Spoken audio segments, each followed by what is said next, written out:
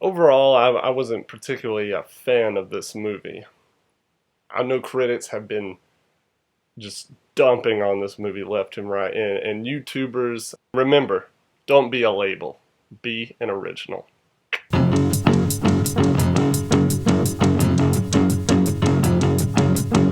Allow me to break the ice. The city I live in, the entire city flooded, so I didn't have to go to work. Why are you talking so loud? So they can hear us. Is it really that bad of a microphone? I just like to talk loud. Hey! Over time, hear that I'm going back in the water. It's heavy metal. He's going to be playing the most twisted Batman villain? I'm glad you're dead. Where does he get those wonderful toys? It's the craft that really delivers the movie. Good point.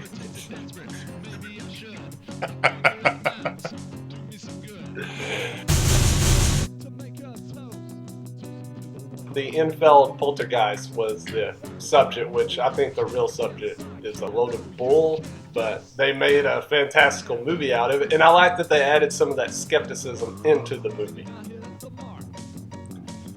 I don't know what you're talking about. I'm trying to, comment on what you're saying, but I'm just trying to remember any of the characters.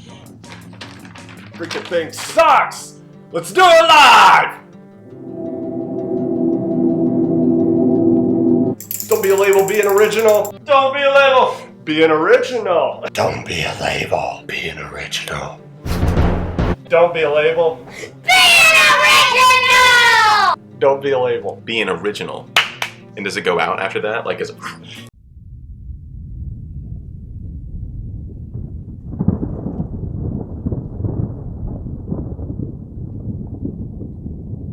Exactly 10 years ago, on August 15th, 2015, I uploaded my first video to YouTube. So we're going to talk about that, about the last 10 years and what I've learned, more specifically spiritually, like how I've grown and a lot of dumb mistakes of the past 10 years ago that I indulged in. And I have a guest with me that's joining us via phone, and that's my mom. So, you want to tell the people hello? Good morning. My mom, she was, I felt like she would be a good guest on this as a reflection, as an outsider to the last 10 years of my life. And so, anyway, she's joining us. And so, before we get into that, so the Bible Thunder channel has only been around for a few years. But my first YouTube channel was called The Real Dylan, and I did videos pretty much on my favorite themes at the time. So I did talk about Christianity, but also did guitar videos, and I did a lot of movie reviews. And there are YouTube videos of me older than 10 years on YouTube. Like other people would film me or maybe my band doing something.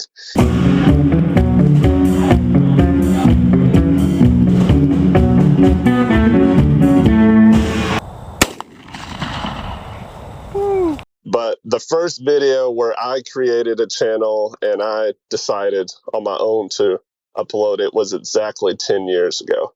So this is basically a then versus now, and what I've learned and what kind of spiritual lessons I've learned, and have any of my ideas changed. And we'll see some of these drastically changed. So, Mama, do you remember that Real Dylan channel? I just remember a little bit about that. I don't Yeah. remember a whole lot about that one. Yeah.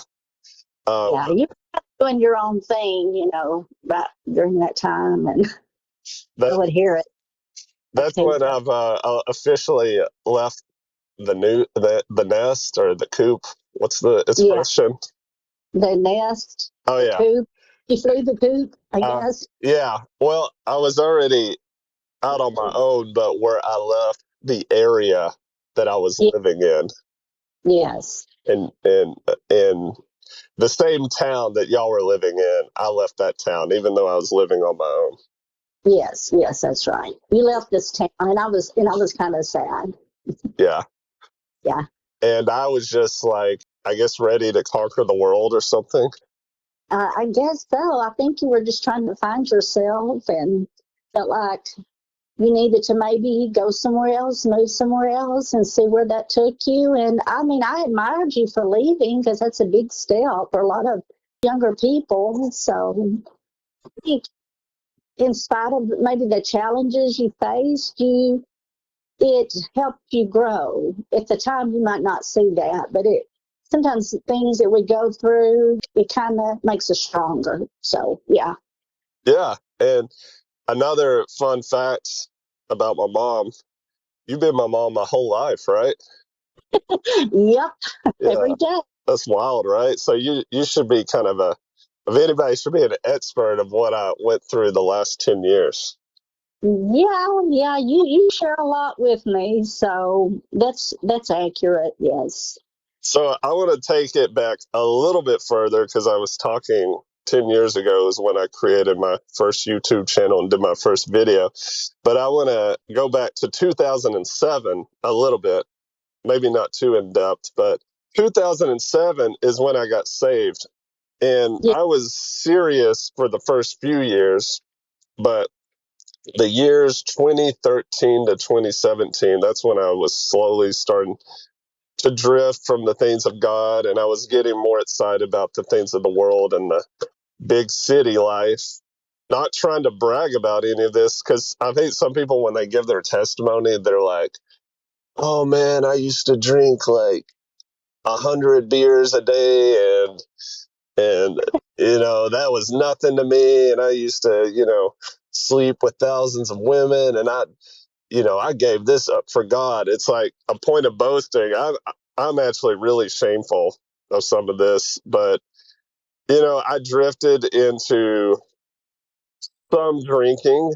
I mean, that was never like, even back in my high school days, it wasn't like a huge thing, but I did partake. But more of that, whereas before, when I got saved and was serious, I never did anything like that. So drinking and fornication, pornography. I wasn't praying. I wasn't really reading the Bible consistently. I was sometimes going to church, but it probably wouldn't be a King James church. And I definitely was not witnessing to people. And my motivation to move to Houston was not to enhance the kingdom, but it was for work, which is not a terrible motive to get some kind of career, but it was also for women and for fun. And Yeah. so, yeah, I leaving the nest with those intentions, it wasn't exactly a great recipe, wouldn't you say? Yeah. I mean, to leave with those intentions, that's not the best plan. Could be the reason why you leave your hometown. But sometimes I think kids do have to sow their wild oats, and then as long as you wake up at some point and realize, this is the wrong direction, which I think you did that eventually. Yes. Yeah, I mean, I think young people should just take the Bible's word for it to not sow wild oats, and because the Bible just warns over and over against fornication and alcohol being a rager, and just going after the things of the world and how it can destroy you. And there's so many examples of that in the Bible, but I guess I was just kind of ignoring that at the time. And I would say probably the biggest blunder, which seems innocent to a lot of people probably, that led to all those sins later, is that even when I got saved in 2007, even in those first few years, when I was serious, but I didn't really know what to do with my faith and it wasn't really mature, I made the decision that I was not going to evangelize or go door to door for soul winning, because I just thought I was too shy for that. And I just thought I could never do that, even if the Bible commands us to. Mm-hmm. And so I kind of thought of myself more as like a college professor that teaches philosophy and religion. And I was like strongly considering that at one time. even though I still went into teaching, I just thought, well, maybe that's how I share my faith. You know, people sign up for these religious classes, not even necessarily Christian religious classes, just your general religion classes where you talk about Christianity and Islam and Yeah. Buddhism, just from like a historical standpoint. And if somebody happens to question me on it, I can tell them I'm a Christian. So I was like, maybe that's my way of evangelism. Yeah. But making that decision to just not do that at all, I think that, I don't know, in my opinion, that led to the other sins later down the road. Because, I mean, that's a serious step to take to actually start evangelizing. And it's a big one that Jesus did. And I just decided to ignore that. So I think that was devastating, even though I didn't realize it at the time. I just was kind of trying to reason with God. You, I think immediately you just put some limits on yourself. Mhm. Because of your shyness, I think you felt like there are just some things I am not going to do. Yeah. Even if I'm a Christian. Yeah. And so I think at some point you had to work through all that and realize, I mean, the Spirit of God being in you, He's not a spirit of fear. So I think that comes with shyness and everything. So I think Yeah. at some point you got to the end of yourself and realized I can do this. Yeah. Yeah. And it wasn't easy. You still struggled at first, I think, but Yeah. Well, even in those early years, I went through a period where I kind of did this. I like printed out a bunch of gospel tracts off the internet. yes. And there was like probably one evening or two evenings where I was like driving around to different houses Mm-hmm. and I would like put it in their mailboxes. And Mm-hmm. I would try to do it in a way so they couldn't see me. So I was like this evangelical spy. Like the bandit of Yeah. tracks or something. Yeah. I was like a gospel 007 or something, like trying not You're to like get. you're like I'll do it in secret. Yeah. And then, like, after 2 days of that, I think I mentioned it to somebody else. They're like, that's like illegal to do that. And so that ended my evangelism for several years after that. Because I'm like, I'm not going to go up to their door and knock. Like, Yeah, God forbid you do that. yeah, like, oh, I mean, what if they shoot me in the face or something? I just assumed every neighbor was going to be like Clint Eastwood when the door flung open. Uh, right. So all all that to say this, I guess I knew at the time. I'm like, well, I guess I wish I had that initiative to do Yeah. that, but I thought, well, I just don't, and I mean, I'm sure there's a lot of people that are Christians that feel the same way, so I just decided not to do that, and. I also thought this. I'm like, well, there's people like Samson and Lot, and even Solomon toward the end of his life. They weren't these aggressive soul winners, and they kind of were just doing their own thing, and they still went to heaven. So I'm just gonna kind of do my thing and have fun and not worry about it. Mhm. And if you read the story of those people's lives, I mean, the lessons are that God punished them for their lack of zeal for God. Yeah. Um, Yeah.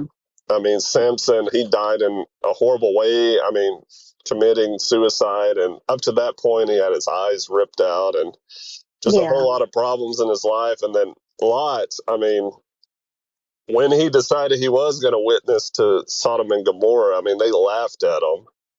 Mm-hmm. And because they just didn't take him serious. And then, you read later what happened with him and his daughters. I mean, that's just disgusting. Yeah. And then Solomon, the women that he had in abundance, they eventually turned him away from God.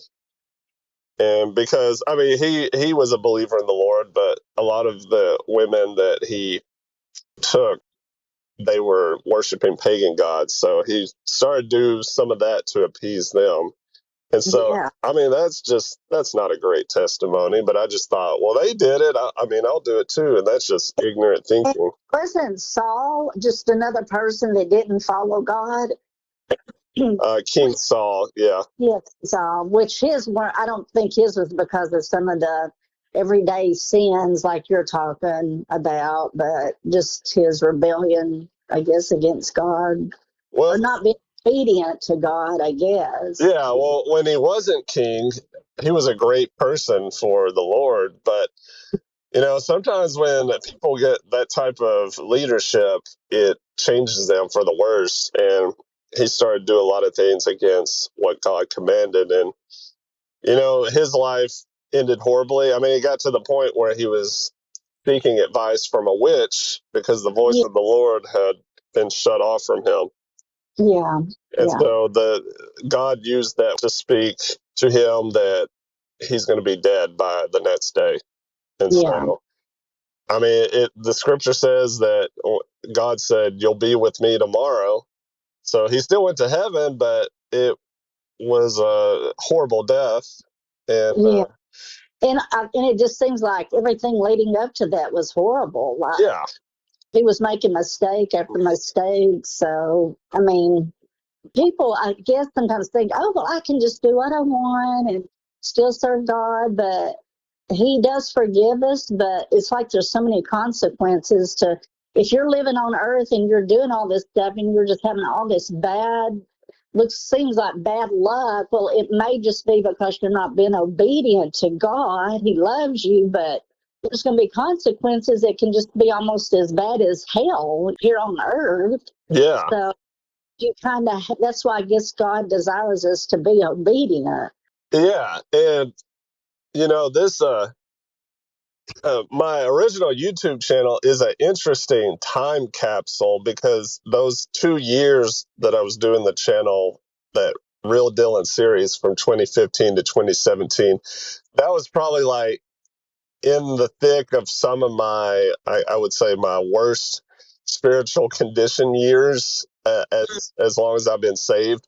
But it was like on the cusp of when I was about to get super serious about God. So it's an interesting viewing, at least for myself, like when I see it and where I was at, because just 2 or 3 years later from when I would start to get super serious, and all the things I swore I would never do, like evangelism and other things, I started to do those things. So it was like that channel was like right before, I guess, the light at the end of the tunnel, when I decided, okay, it's time to get serious. This whole I'm going to do whatever I want is not that cool. Mm-hmm. Because well, I want to share a verse real quick. It's Hebrews 12:6-7. It said, "For whom the Lord loveth, he chasteneth, and scourgeth every son whom he receiveth. If ye endure chastening, God dealeth with you as with sons. For what son is he whom the Father chasteneth not?"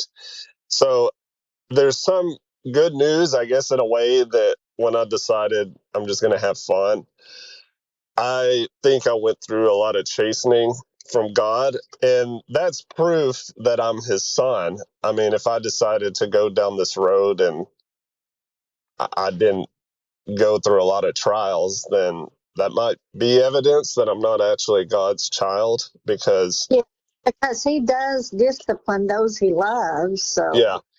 And, yeah. and so, with that said, getting into my Houston time, because I decided, I mean, I really was having trouble finding a teaching job where I was at, living in the same town as y'all, and just looking in the surrounding areas, and just nothing. And so it was like almost 300 applications that I applied for, and it was like radio silence. Mm-hmm. So I decided, you know what? At the time, I was working in grounds and doing custodial work. I wasn't making a lot of money. And I'm just like, I'm sure I could get a job like this in a bigger city. for the time being, but at least I'll be in a bigger city with more opportunities. So I decided to pack up and leave. And, that was a big factor, just trying to find a job. But then, like I said, starting around 2013 is when I started to get kind of bored with the things of God, and I felt like I wasn't getting. It's kind of like it was the perfect storm Yeah, to like just collide with, yeah, all things coming against you, and then you just kind of react to it. I think on top of that, in just bad ways, because yeah, the job turned out it wasn't really your ideal job that you thought it would be. yeah, Yeah, yeah. yeah. And in retrospect, also, uh, even in those first few years, I was serious. I was still doing things that I think are blunders now. But like, I was reading the Bible some, but I was reading more other books about the Bible written by other people. Yeah. I think I was doing that more. You And were listening, reading about other people's opinions. yeah, and I was doing that way more than the Bible. Yeah. And then when I would try to read the Bible, and it was just really hard to do it.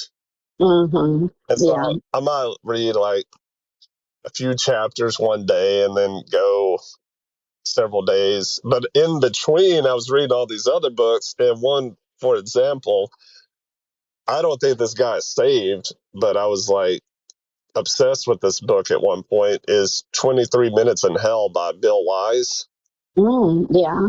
And looking back on it now, it's like this guy believes you have to live a clean life to go to heaven. Mm-hmm. And I was like, ingest this guy's book, like, oh man, he really went to hell. He saw these demons in hell and they were doing this and that and it smelt like this. And now I just think it's total baloney. But Yeah. when you're not mature in your faith, you just think, oh, this seems so. Still believe a lot of things, Yeah. I think you can be saved and you just believe a lot of stupid stuff, Yeah. but you're still saved. Exactly. Yeah. But sometimes just not knowing any better what the Bible really says. Yeah. If you weren't that strong in the Bible at that time, you might tend to just believe a lot of things that aren't necessarily the way you should live your life. You know what I'm saying? Right.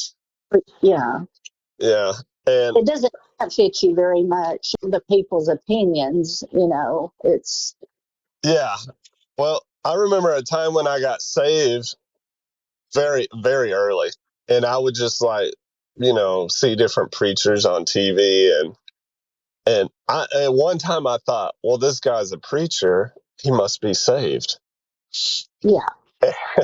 And now it's like, I think I'm just talking in general, not most preachers that I associate with, but just in general, whether TV or just various churches in towns I've lived in. Now I think probably most of them are not saved because if they're not right on the gospel, if they believe in like water baptism or keeping the commandments or whatever to stay saved or to get saved other than just, faith alone in Christ, then I don't think they're saved. So, but at one time when I was an early Christian, I thought, well, if a person's a pastor, that means they're saved. Yeah, like he's got to know what he's talking about. Yeah, and it's like how people just get fooled by like titles, like, oh, this guy's a doctor, so he's going to be right. And there's always classic examples of people saying, oh, the doctor gave me 3 weeks to live, and here I am 30 years later. And so, I mean, I can one preacher that kind of led you off the wrong path, and I'm not going to say his name, but yeah, beginning, remember? yes, of course. I'll briefly go over it, but I don't subscribe to the charismatic movement. Yeah. And this was only for a couple of months, and it was like right when I got saved.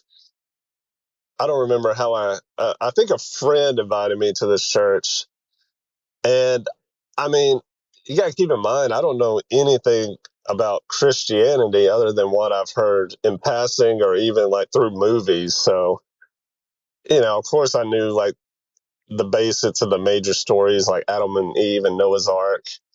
Yeah, I mean, you were you were a baby Christian, I guess you could say, when this happened. Just Yeah. And earlier. so I went to this church to visit, and it's very charismatic. People falling on the floor and yelping and barking like a dog and all that. And I just thought, these people must be really serious, because Mm. why else would you do this? And there was a Bible verse that says, God uses the foolish things to confound the wise. And I thought, well, this appears foolish, but maybe they're just maybe they're just so excited about Jesus that, yeah, I mean, David danced before the Lord and it made his wife mad. So, maybe there's something to this. And then even with the little bit of Bible reading I was doing during that time, after like it when I was going there, it seemed like a long time, but in retrospect, I was only going there for like 2 or 3 months. And it seemed like toward the end, when I was reading my Bible, there'd be certain scriptures about false prophets Mm-hmm. that would just stand out. Like if, At you. Yeah. yeah, and it was like a flashing red light, like the verses that would be like, if a word of prophecy doesn't come to pass, then Mhm. that person is a false prophet. The Lord hasn't sent them or given them these words. And I noticed that happened quite a few times, because they would prophesy not just to me, but to other people. Yeah, even me when I went there Yeah. one time, and he had a word for me. It's just, I don't know. Yeah, Yeah. there was definitely something not right there. Yeah. And, And I'm not saying that I don't believe that God that there may still be prophets, but I think they're very rare. And I think normally when Jesus is giving you like a word, he wants you to know, he's going to let you know it before probably anybody else in your spirit. And sometimes I think somebody else, if they're there and they confirm that, God tells them to give you that word, then there may be something there because you heard from God about it, and then God has spoken that through somebody else to tell you. So I don't think just out of the blue somebody's going to know all this stuff about you, and you haven't even felt it yourself. You know what I'm saying? well, the straw that broke the camel's back for me was, it was a Sunday evening, and a woman in the church, she prophesied to me for like 5 or 10 minutes. Oh, wow. And, just saying all these things about what's going on with me internally, my personal life, what I've been thinking about. And at the end of it, I was just thinking, none of that is truth. Right. And like, not one sentence of that was And true. what was it she said? What did she say to you? Well, this was also at a time when my thought process was kind of transitioning from pursuing a full-time like music career, like going into the industry. And I couldn't exactly put my finger on it at the time, but I felt like as a Christian, maybe I shouldn't pursue the music industry, because it just seemed like there was a lot of things about it that were evil and satanic. More secular. Yeah, but another thing I changed my mind on, maybe much also so with the Christian music industry, Mm-hmm. specifically what came out about Michael Tate from DC Talk of this year, but other stuff like that has been going on with Christian music industry. But that one, I don't. Well, I might have to do a video on that. But uh, anyway, just yeah. Now I'm very suspicious of the Christian music industry. But going back to what she prophesied, at the time I was kind of wrestling with that, and I was doing some music gigs, and I'd done one recently at like a high school function, and I actually had a good time. It was positive. Like some other places I had been playing in, like in bars and stuff, I didn't feel exactly right about that, even though I didn't know the scriptures on that. But people are like, "Oh, Jesus would go into the bar and stuff." But I didn't know these Bible verses, but there was Bible verses about don't look upon strong drink, and Yeah. so I don't think Jesus would go into the bar or the strip club, but he would talk to anybody in public. I mean, he Yeah. was invited in people's homes and he would go there. But I think places where the Bible tells you not to look upon, whether it's strong drink or nakedness, like a strip club, you're going to see nakedness, look upon people's nakedness.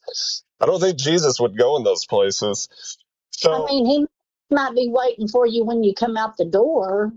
at least be outside the Yeah. parking lot, In public. outside the limits of the parking lot, maybe cross the street, trying to talk to people. But I, yeah, so I was kind of struggling with that, but I did that gig recently at that high school function, and I actually had a really good time. And one of the things, I don't remember a lot of what she said from that prophecy, other than none of it was true. But one of the things she pointed out, she's like, "And you recently played live music, and it was eating you up the whole time, and you felt horrible afterwards." And I was just like, "No, no, no." Like, Yeah. like You're like, I don't that way at all. it, I just, I don't know. Maybe it was just her just trying to guess what I was going through. But that was like one of those music gigs I did during that time where I was like, you know what, I felt good about that. It was nice, positive energy. And, but, I was still thinking of something else to do job wise other than pursue the music industry. So after that really made me question, like, I don't know about this church. And the next Sunday, I wanted to talk to the pastor in his office, and he's like, "Yeah, sure, come in." Always like cool, calm, and relaxed. And I'm like, "Yeah, I just want to let you know what was prophesied to me last Sunday." She gave me that prophecy, and none of that was true. And Yeah. and I said it like that. I wasn't trying to be confrontational. He looked like a deer in headlights, Right. and that was the first time I kind of just seen him like fumble over what to say, because he's Like usually at a loss for words. like a really smooth talker, like real good with words. And he was just like, "Oh well, Dylan, I mean, well, sometimes people don't exactly like, they don't get the word of God exactly." And then when he's Because to me, when I hear that, I'm thinking God does not make a mistake. yeah, When he wants somebody to know something, it's going to be spot on, if they're telling it to somebody else. yeah, So, yeah, I remember you telling me that. yeah. And then I think I went one more Sunday, and it was just basically to tell him after church, like, "Hey, I feel I'm being led to go to another church, and thanks for the help you did give me," because he did help me out sometimes. Yeah, at the beginning.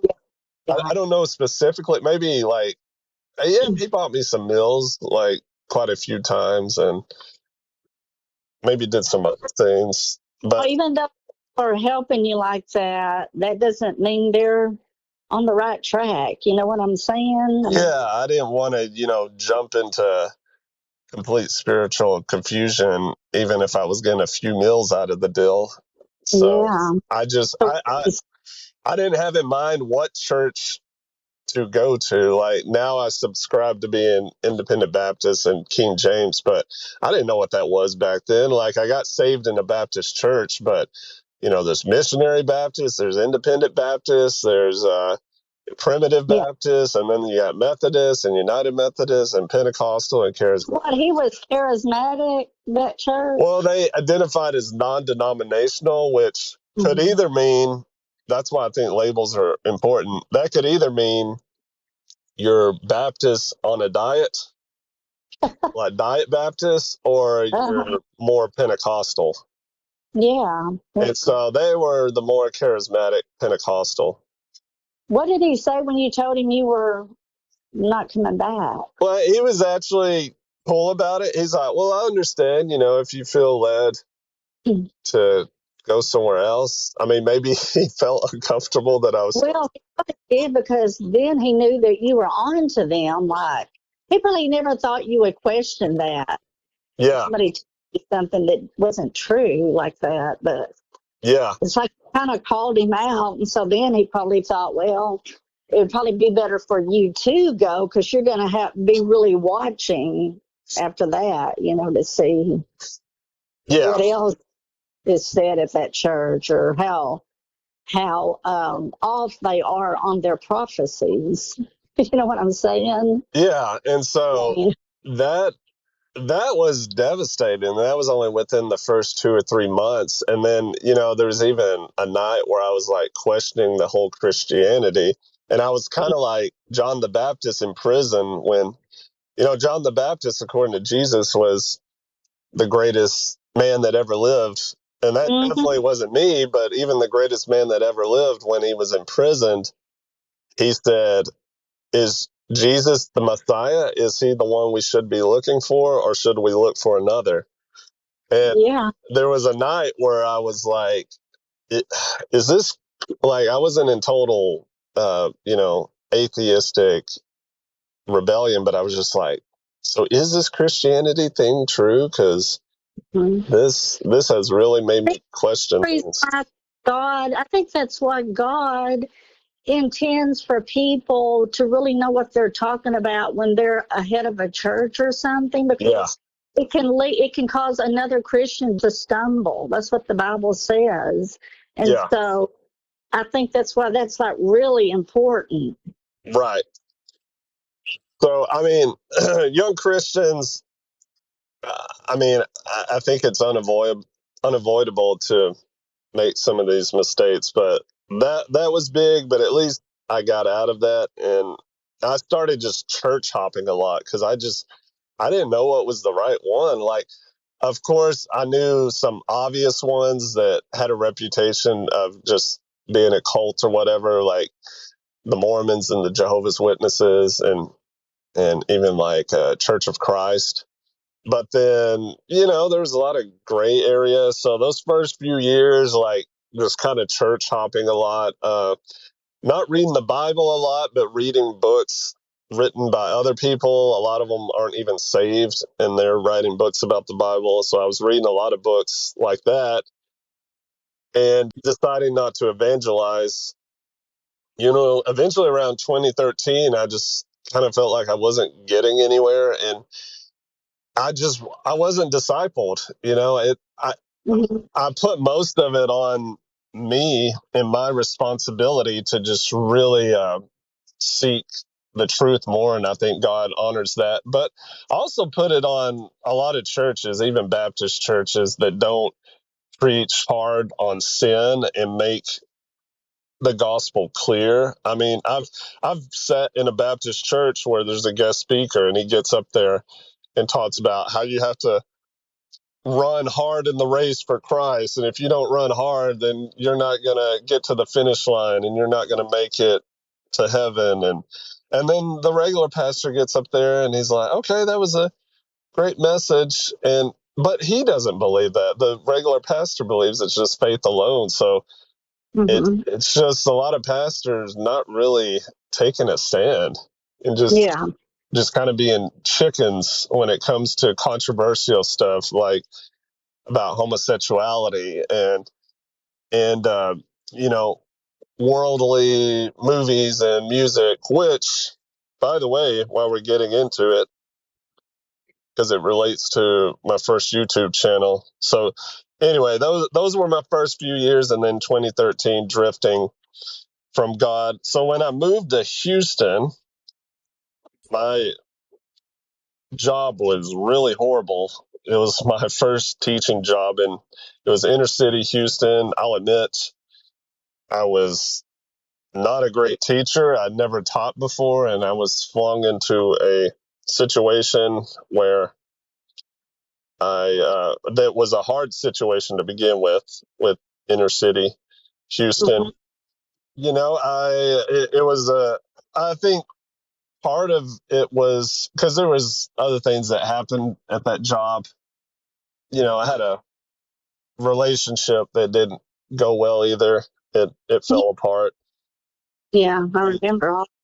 Yeah, and so I think it was God punishing me, at least some of it, because you know my personal life I just was not regarding things of God. But even on my YouTube channel during this time, I was still doing some Christian videos. I mean, I was a believer, I was a Christian, but you know, I was also partaking in the other stuff I mentioned earlier. Hmm. And like I said, this channel was an interesting capsule. And like I said, I was a worldly Christian, but I was still a Christian. And like the main thing I did on this channel is I reviewed a lot of movies, like secular worldly movies. And I'm not the type that thinks every movie is evil, but Hollywood, I think it's more obvious now, is obviously satanic. And, you know, recently it caught on fire. I think God had something to do with that. But it was like leaving this period of when I was rebelling against God, movies started to get really woke. You Yes. know, we had Yeah. the whole woke movement. So it was like a combination of the movies getting more woke, and I think there's a turning tide of it now that people are tired of wokeness. But during this time, movies were starting to get woke, and leaving this rebellion time, I was starting to get more serious. So it's like I got to a point where I just stopped watching movies. But honestly, a lot of the movies I grew up with, even if they weren't what people would consider to be considered woke, they still had a lot of ungodly philosophies and content. And I just think of Psalms 101, verse 3, it says, I will set no wicked thing before my eyes. And so, you know, I reviewed like Star Wars, and Star Wars endorses a lot of new age ideas. Mm-hmm. I did several horror movie reviews, and the thing with fear is we should fear God, but these movies kind of they want to make you fear the occult, or Yeah. they want to teach you that the devil should be feared instead of God, and God doesn't have a lot of power. You should really fear the devil and ghosts and demons and stuff like that. Yeah. And sometimes, like in these horror movies, a necromancer, which is a person that speaks to the dead, a lot of times this person is like the good guy Uh-huh. when the Bible says that, you know, a necromancer is an abomination to God. Yeah. It's just like everything got to a point where everything that was good was considered bad, and everything that was really bad was considered good. You Yeah, know, here in our United States, you know, just things that you would never thought you'd ever see was happening. yeah, Yeah. yeah. So, you know, like I said, I eventually got to the point where I just kind of stopped watching movies, and it's very rare now. You know, I tend to watch more like documentaries, but like I said, even ones I grew up with. In retrospect now, maybe not all, but a lot of them are, like I said, like they teach new age ideas, or there is a lot of occult stuff in it, demonic stuff, or just like gory content, very violent, gory stuff. And, I just don't watch the things like that anymore. But what's also interesting is I did a lot of Christian movie reviews, and some of these I've really changed my mind on. Like these movies about Jesus, if they have like, it's about the life of Jesus or a part of Jesus's life, they need to stop giving them long hair, because Jesus did not have long hair. And I just Yeah, it's think, like it never gets started that, Jesus had long hair. It was like, yeah, where did well, it come from? I think it's a fabrication of European artists, Renaissance artists. They give him long hair. I think it's also a confusion with Samson and Jesus. And so one being a Nazarite and one being a Nazarene. And Samson took the vow to not cut his hair. Uh-huh. And so that's not the same thing as what Jesus was. And the Bible says it's a shame for men to have long hair. So it's rebellion to have long hair. So why would Jesus rebel against himself? Because he is God. Yeah. So Exactly. yeah, so that's one thing I would want to point out about some of these Christian movies I reviewed. And in this channel, I did a kind of it's like a positive recommendation of a movie called Noah, which sounds nice, but it was written and directed by Darren Aronofsky, who is an atheist. And the movie has a strong environmental message about saving the earth. It's more about saving the earth rather than saving mankind. Like, you have to destroy mankind that's evil, but we're saving Noah and his family. And this movie's more like, well, we got to save Mother Nature and all this crap. Mm-hmm. And it just butchers the biblical story. And I kind of had that disclaimer in my original review, but I would not recommend that movie at all now for a Christian. Yeah. And Yeah. I mean, I guess the only positive thing I can say is the special effects are really impressive, but it makes God seem like this big, unfair meanie. And Mm-hmm. I don't know, it's not a good one. And even what might seem ridiculous to some, because I also reviewed The Lion, the Witch, and the Wardrobe, Chronicles of Uh-huh. Narnia. Mm-hmm. The thing with some of these C.S. Lewis Christian movies is that it mixes witchcraft with Christianity. Oh. Because Yeah. I've heard this brought up from, and I think it's a good point when Christians defend movies, but I've heard like these type of movies, but I guess non-believers have brought this up. So it's okay to condemn Harry Potter, but not the Chronicles of Narnia when it also has witchcraft, and some of the good guys use witchcraft and magic. And Mm-hmm. I think that's a good point, because the Bible is against all forms of witchcraft. So Yeah. mixing Oh, it mixing it with Christianity doesn't make it Christian. It just I mean, the Bible it says, makes it just makes it confusing. yeah, it You just know? makes it confusing. So I Yeah. mean, it's been so long since I even seen those movies. I mean, I'm sure I remember scenes that were like heart tugging and, oh, that's inspirational. But I Yeah. mean, at the end of the day, the witch of Endor in the Bible, she was a nice lady too. She fed King Saul after he had. But see, I think that's how the devil does things. He likes to kind of intertwine good in with something bad. So the devil's just subtly putting these things in your mind, like, oh, Yeah, this is good. Yeah, he likes to do things. He doesn't just hit you right in the face with something. He like does it subtly. right, right, and also I did some Christian videos about why I'm a Christian on my original Real Dylan channel. And a lot of it I still feel the same way about. There was one thing I was talking about prophecies of the Bible and miracles that have come to pass and fulfilled and all that. Probably a big glaring one I disagree with now, which is a point of contention, is the state of Israel.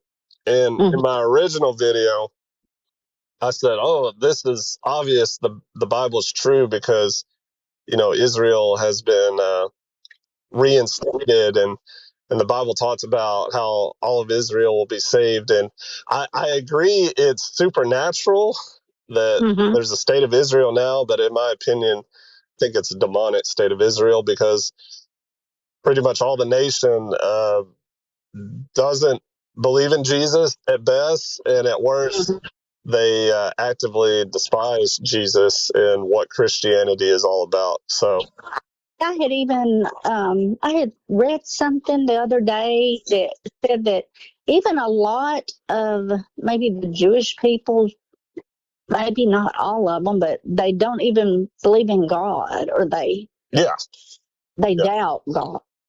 yeah. I mean, I know just going out soul winning. There was one person that I knew of only because he said it, because a lot of Jewish people, they just look white, so you couldn't tell them from me or John Doe down the street. But he was it was me and my friend David going out witnessing, and David was talking to this guy. He was so uninterested in what he was saying. Like, and you get a lot of that when you go out soul win. You don't really get the Clint Eastwood, "I'm going to shoot your face off," like I thought when I was like 19. But you get more of the, "Oh yeah, that's okay. Just not interested." But this guy was like in extreme. He wasn't angry, but he was like an extreme form of not having any interest. And he said he was Jewish, and yeah. Like, okay, well, now. Yeah, it was so obvious. His body language was it was so obvious he was not giving it the time of day. That verse of all Israel will be saved, Christians are also referred to as being Israel, or of Abraham, and because the Bible talks about the spiritual children of Abraham, which are Christians.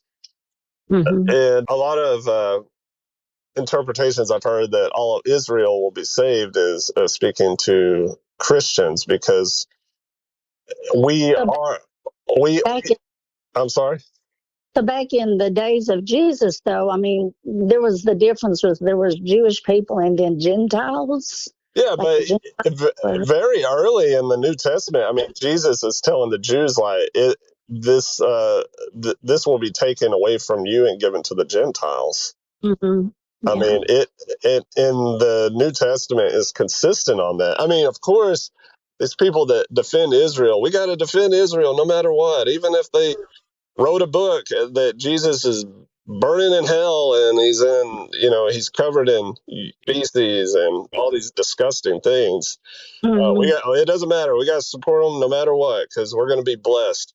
They usually refer to Old Testament scriptures, which, yeah, Israel at a time was very blessed by. What, they're the apple of God's eye?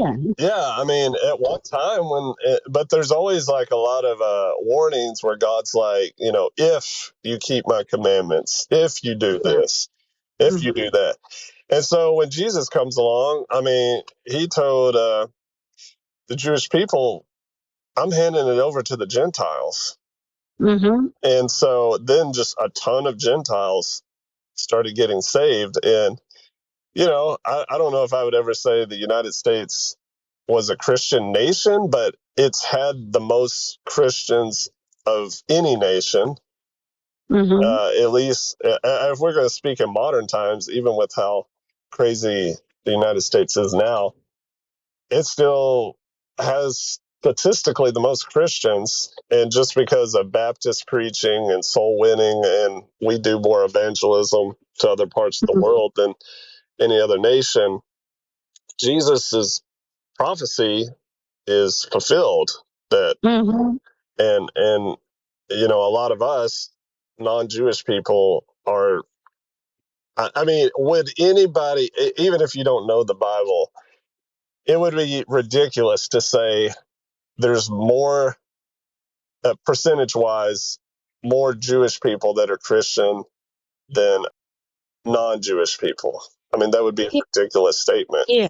Yeah, exactly. And Yeah. speaking of movies, one of the movies I used to watch back in the day, Goodfellas. I mean, this was a common Jewish trope where the Ray Liotta character goes on a date and it's meeting the parents, and he's wearing a cross, Mm-hmm. and she's like, "Oh, don't let my parents see that. They're Jewish."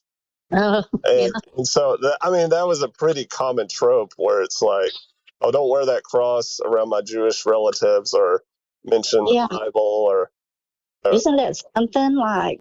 yeah. And it doesn't mean all Jewish people are reprobates where they're just That's right. I mean, God.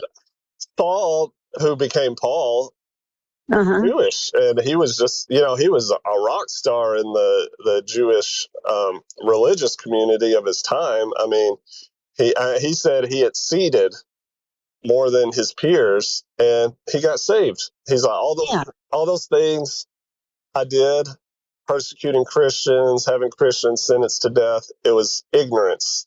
He thought he was doing God a favor. He didn't realize he was serving the devil. Are you talking about Paul of the New Testament? Yes. So he wasn't a Roman? Huh? Wasn't Paul a Roman? Well, yeah, he had Roman citizenship, but he was of the Jewish religious faith. I mean, he was one of them. I mean, they accepted him. He believed everything they believed. Yeah.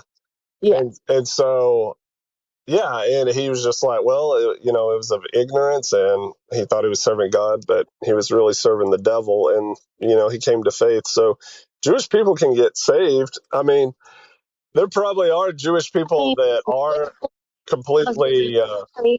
literally, Jesus stopped him in his tracks, like on the road to Damascus. It's like Paul, or I'm not sure what he called him at that moment, if it was Saul or Paul. It was Saul.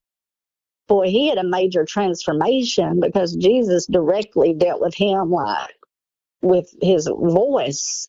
It was just like, that was a really big deal. You know? And so, I mean, that when you bring up what they call anti-Semitic ideas, it's just they automatically think you hate Jewish people. I've encountered that.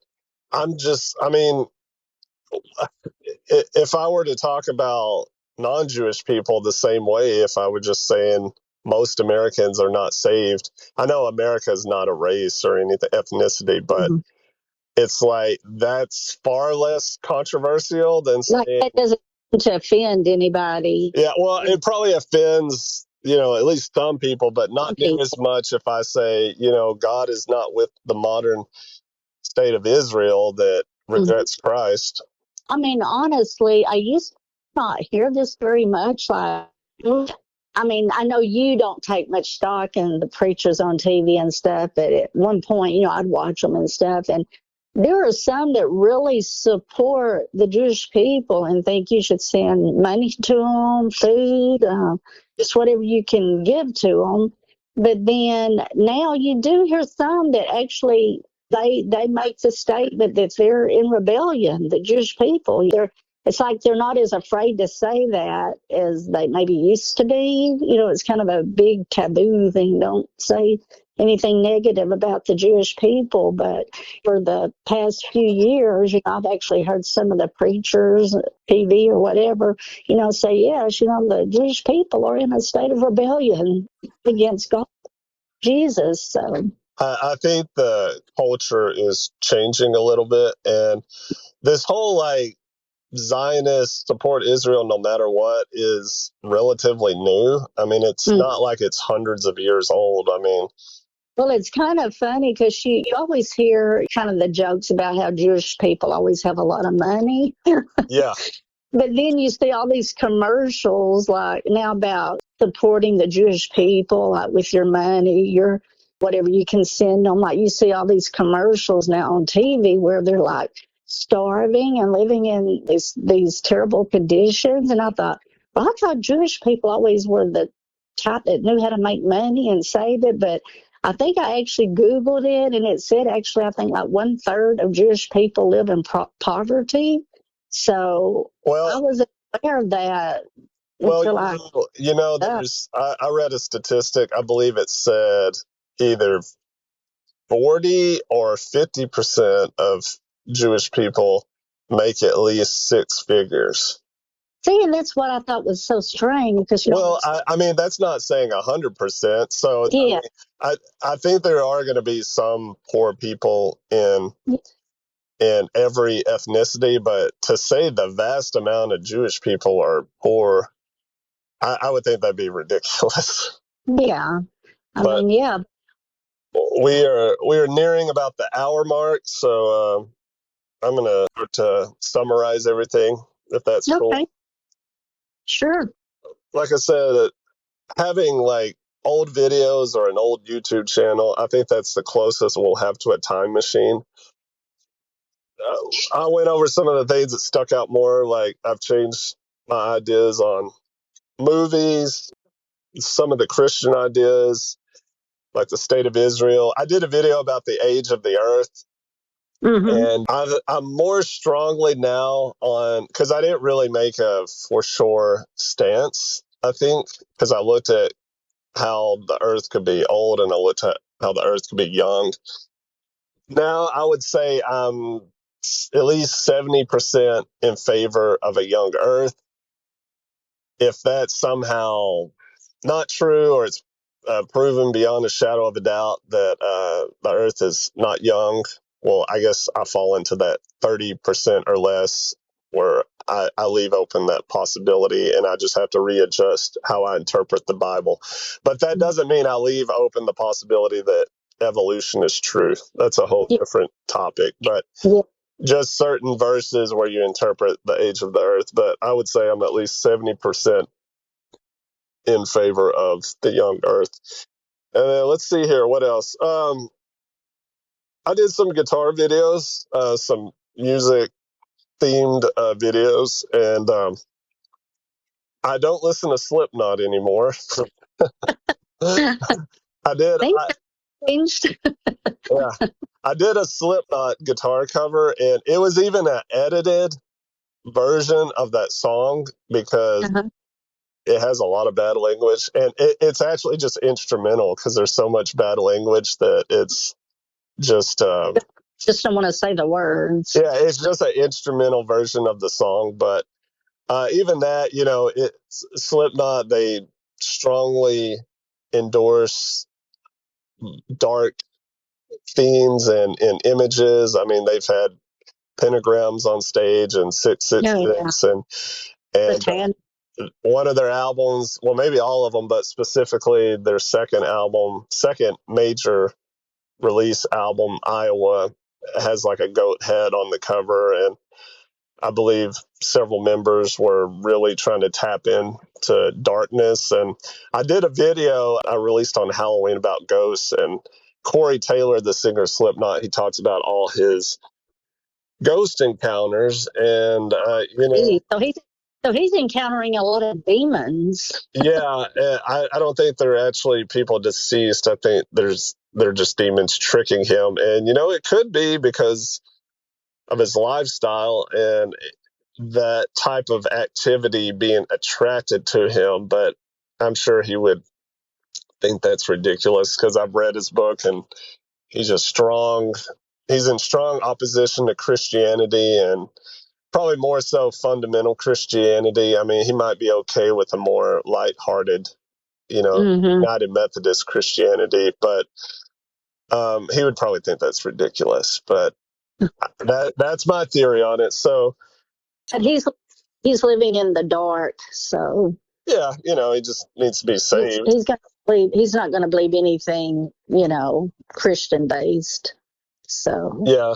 So, yeah, just top of my head, just summarizing some of those videos. I mean, I'm sure there are other things I could point out, but this Bible Thunder channel is definitely more of a reflection of where I'm at now. And at one time I considered, when I was just like, I'm going to do purely Bible videos, or the majority of my videos will be Bible. Should I keep it on the old channel to show like that transition from my not so serious Christian life to getting really serious? And then I just decided I could always reference that old channel as like interesting look at where I was back then. But You were kind of funny back then in some of those videos. yeah, I mean, okay, I'll talk about some positives. Like, it wasn't all bad. Like, doing that channel was a release. It was an escape for my horrible life at the time, specifically my job that was taking a lot of my time and just torturing me at the same time. So I always liked creativity. I always liked video editing. I started in high school. My favorite class in high school was media tech. I fell in love with doing video editing. I liked doing video with friends and family. I did some videos on my old channel where we would give our thoughts on something, specifically like a movie review. So that was fun, just being able to still have those memories, even though I don't really watch a lot of movies anymore. Just seeing that's kind of funny, and where we were at during that time. So it was basically, it was an escape for me to start that channel, and it was a fun hobby. I should have been pouring into the things of God, and my situation probably would have gotten better during that time. But I will say this in summary, that when I did get serious, it was about 2017, around the time that my I I I wouldn't say I ended the channel on purpose, but where I moved back and I started a new job that was great. So priorities kind of shifted around that time. But when I was starting to get serious again in 2017, and I've been saved for 10 years. So those first 10 years was kind of floundering. Thought I was serious the first few years, even though I was not mature. And then I delved off. Toward the end of that, when I decided to get serious, I'm like, okay, Bible says, to go soul winning, to go to church every week, to, pray every day, to do all these things. Within the span of just a few years, I was soul winning. I was getting some people saved, met my wife, got married, had a kid. And it's like, I don't have the anxiety anymore, like when I was not a serious Christian. Even when things go bad now, I think, I mean, I'm not perfect, but I think, well, I don't think I'm being punished because I'm trying to put the kingdom of God first. So I think this is just a test, because even bad things happen to really strong Christians in the Bible, and it was just God making them a better Christian. So my I mean, attitude's way what's different. so wonderful now is what's so wonderful now though is that you faced your biggest fear. Yeah, And I mean, yeah, I'm naturally, more so than when I was young, a very introverted person. I've gotten out of that a lot, but my inclination is to revert back to introversion. Like even the job I have now, I socialize, but there's a lot of times where I'm in my office working by myself, and the people that work in the building with me, they forget I'm even in there. They're like, "Are you in there?" They're like, "You're so quiet." Yeah. But it just evangelizing, I thought I would never do that, and I just attribute it to God, because that's not my personality at all. I don't think I'm the greatest soul winner ever, but my 19-year-old self would never think about doing that. yes, and I'm so proud of you that you finally just stepped out in faith and just did it. Yeah. And it was hard and scary, but then you just kept doing a little more and a little more until, and you're probably not totally comfortable with it all the time now, but you're so much better than where you were at.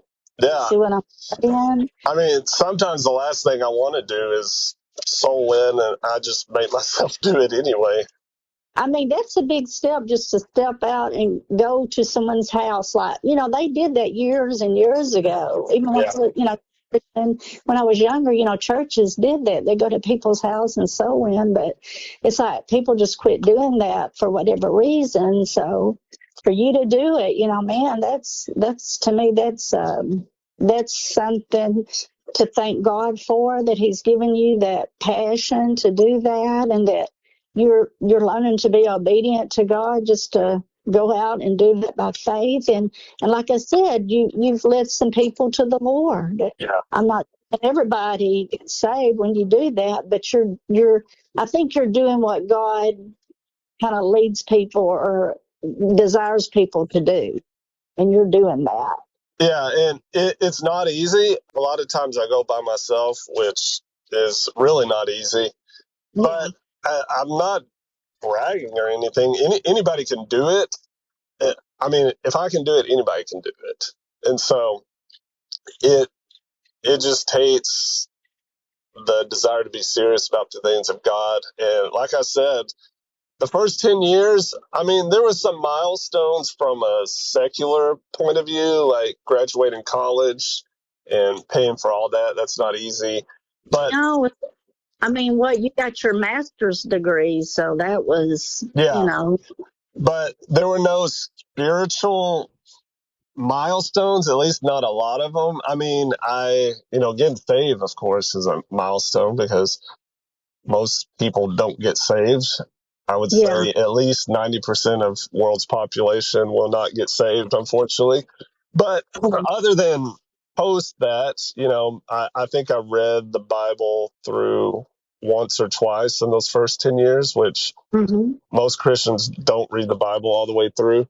But but when I decided in like 2017, after 10 years of being a Christian, that it's time to get serious, like church every week, soul winning every week, or at least try to, sometimes weather doesn't permit, but trying to keep that consistency, praying every day, reading the Bible every day. I mean, it just, within the span of a few years, it just radically changed. And the gutter moments, and I'm not proud of this, but the really gutter moment of those years in Houston, I was with, I'm not going to say who it was, but with a friend from when I was growing up. We had gone to a strip club of all places. And even in there, even being just drunk out of my mind, I knew it wasn't right. And afterwards, when we were just hanging out in the car, and he wasn't trying to hurt my feelings. I think it was truly an astonishment. But he was just like, I never thought I would go to a strip club with Dylan the Christian. That was a sober moment, huh? Yeah, that was a sledgehammer to the heart. And I remember that night, I just, before I went to sleep, passed out from drunkenness or whatever. Like, God, I know I need to turn this around. I don't know how to do it. I need a lot of help. And, eventually I left Houston. The experience was so bad. And I got this incredible job at the college where it was just like night and day. And I just fell in love with that job. And that gave me like a morale boost. It's like, okay, no more drinking, strip clubs, pornography. We're going to get that out of my life. It's amazing how those things fall off when you start going to church consistently and want to evangelize and do things for the kingdom of God. Exactly. But that's about all I have.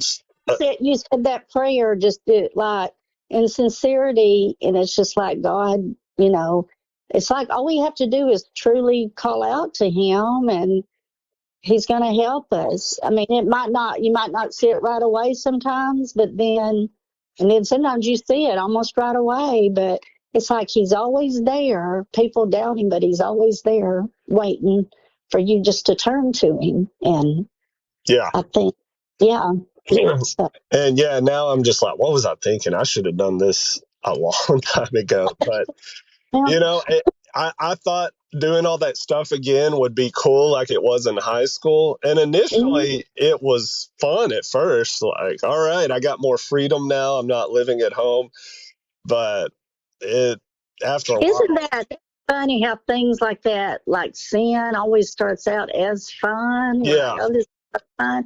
But eventually, it's almost like you just get to where you hate it, but you can't get out of it sometimes. You feel like you're stuck in that. And, yeah, that's it, that, and that it, that's how I felt. And it after a while, I'm like, this is really not that cool. I thought it would yeah, be. It's this is probably the worst thing I've ever done. yeah. And so anyway, it's way different now. But that's about all I have. Do you have any summarizing thoughts? I thought it'd be cool to bring you on here and just as a parent to look at it as a reflection of what's going on from the outside. Oh, I have seen such a transformation in you. I mean, from the time I became a Christian, I know you could see the transformation. Like some people get saved and you just don't see it right away. But in you, I saw it like immediately, like your heart was full. You cried when you talked of Jesus, like you were just so happy to be saved. And you shared it with your friends. And it's like, initially, you just gave everything up that was very sinful in your life.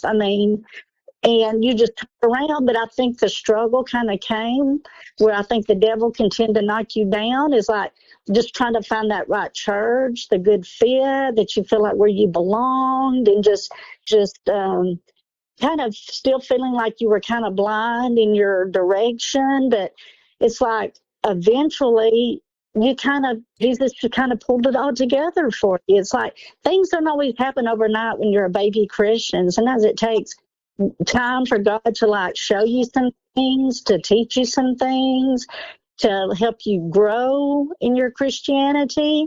And then it's like at some point, he led you to find your wife, and then you had a child, and he's like shown you how to evangelize, like witness to people. And it's like you're so in love with God. It's wonderful because you don't always see that kind of transformation in a lot of people that become Christians. I've just seen that in you, and I think it's wonderful. Well, thank you. And that was a great endorsement. And I want to restate that this is not an episode to just like honor and brag about me. In fact, some of it should be a cautionary tale about the stupid things I did do, but it should also be a lesson. It's never too late. It's never too late to just turn it around. It took me 10 years to get truly serious, where it's like no matter what, I'm not gonna stray off the path by doing things that God is like strongly forbids. You're going to sin because until we get to heaven and we're just in our glorified bodies, sin's always going to be there. But doing these grievous sins that are just devastating. Yeah, because I think mostly it's just consequences to yourself. Yeah. You're hurting yourself when you do a lot of these things, and it's not like you're going to go to hell, but it's just like you're going to do things that might jeopardize you, your family, and your walk with God. So you do have to kind of be careful and just try to obey God and let Him lead you the best you can. Yeah. And And what was I going to say? Something. because He's, Yeah. But something you said was, I guess it wasn't that important. I can't remember. But from day one, if you get saved, even though you don't know a lot, you can just stay on the path and not fall off like I did. It shouldn't take you 10 years to finally nail it down and just get serious. But I've heard of several people that they have a similar story. Like their first 5 or 10 years, they were kind of floundering, and then they decided to get serious. But you can get serious from day one and just consume the Bible and not fall into those grievous sins of drinking and fornication and such like Yeah. that. So, it's like I said, it's not me bragging. It's just my story, and I thought it was interesting to use my old YouTube channel as kind of like a marker of where I was at that time and things I was interested in. And of course, I still love creativity. I mentioned I still watch documentaries. They're not always Christian documentaries. I mean, I think some secular documentaries are very educational. So I still love the process of creating videos, and I still love music. I write a lot of music where the lyrics are about biblical stuff or things about the end times. And you're a great guitarist. Well, thank you. But you can still use those gifts and interests for the things of God, and I have no interest in pursuing secular music industry. I mean, I think I made that decision long ago. But God created all these things, and the devil just taints what God created, and that's all I have.